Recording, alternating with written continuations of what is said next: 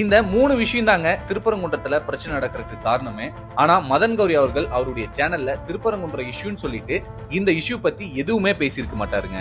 மதன் கௌரி திமுக சொம்பு தூக்கி, மதன் கௌரி ஒரு தற்குறி, மதன் கௌரி தாக்கப்பட்டார், மதன் கௌரி புழக்கப்பட்டார், வாயை கொடுத்து வாங்கி கட்டிய Madan Gowri, MG troll, DMK squad.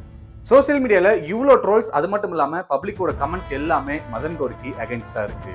ஒரு வீடியோ வீழ்ந்தது மதன் கௌரி சாம்ராஜ்யம். நானும் மதுரைக்காரன் தானு கெத்தா சொல்லிட்டு மதுரையில இருக்கிற எல்லா விஷயமும், மதுரையில நடக்கிற எல்லா விஷயமும் தப்பு தப்பா சொல்லியிருக்காருங்க மதன் கௌரி. அப்படி என்ன மதன் பண்ணிட்டாருன்னு கேக்குறீங்களா? லிஸ்ட் போடுறேன், நீங்களே பாருங்க. திருப்பரங்குன்ற மலை முருகனோட அறுபடை வீட்டுல முதல் வீடு.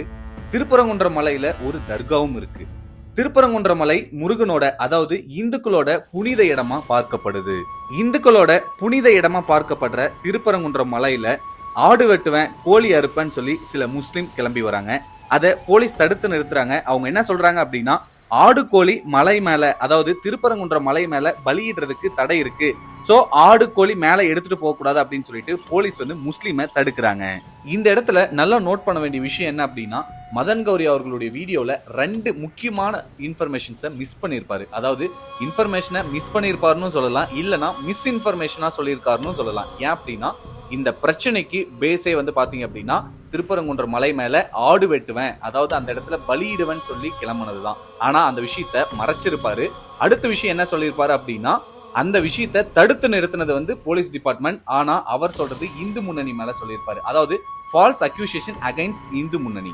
அடுத்த ஒரு மிஸ்இன்ஃபர்மேஷன் என்ன அப்படின்னா, இந்து முன்னணி பர்மிஷன் இல்லாம அந்த இடத்துல போராட்டம் நடத்த போறதா அறிவிச்சிருக்காங்க அப்படின்னு சொல்லி மதன் கௌரி அவர்கள் அவருடைய வீடியோல சொல்லியிருப்பாரு. ஆனா புரொட்டஸ்டுக்காக இந்து முன்னணி ஹைகோர்ட்ல லீகலா அப்ரூவல் வாங்கியிருக்காங்க. திருப்பரங்குன்றத்துல ரிலிஜியஸ் இஷ்யூ ஸ்டார்ட் பண்ணிட்டாங்க, அந்த இஷ்யூவை கிரியேட் பண்ணிட்டாங்கன்னு சொன்ன மதன் கௌரி, எந்த ரிலிஜியஸை சார்ந்தவங்க இந்த இஷ்யூவை கிரியேட் பண்ணாங்க, அதாவது ஸ்டார்ட் பண்ணாங்க அப்படின்றத சொல்லல. தெரியாம தப்பு தப்பா சொல்லியிருந்தா கூட பரவாயில்லைங்க, போடா தப்பா சொல்லிட்டாருன்னு விட்டுருக்கலாம். ஆனா தப்பா சொல்லாம ஒரு சைடா தெளிவா பேசியிருக்கிறாருங்க. இந்த இஷ்யூல தப்பு பண்ணவங்க ஒருத்தங்க, ஆனா மதன் கௌரி பாயிண்ட் பண்ணது இன்னொருத்தங்கள. திருப்பரங்குன்ற மலையில இஷ்யூ பெருசாகிறதுக்கு காரணமே முஸ்லிம்ஸ் மலை மேல ஆடு கோழி பலியிடுவேன்னு சொல்லி சொன்னதுதான். அடுத்த விஷயம் நான்வெஜ், அதாவது பாத்தீங்க அப்படின்னா அசைவ உணவை திருப்பரங்குன்ற மலையில வச்சு சாப்பிட்டு இருக்காங்க. அந்த சாப்பிட்டதை போட்டோவா எடுத்து சோசியல் மீடியாவிலையும் போஸ்ட் பண்ணியிருக்காங்க. அது மட்டும் இல்லாம திருப்பரங்குன்ற மலையை சிக்கிந்தர் மலைன்னு குறிப்பிட்டிருக்கிறாரு ஒரு எம்பி.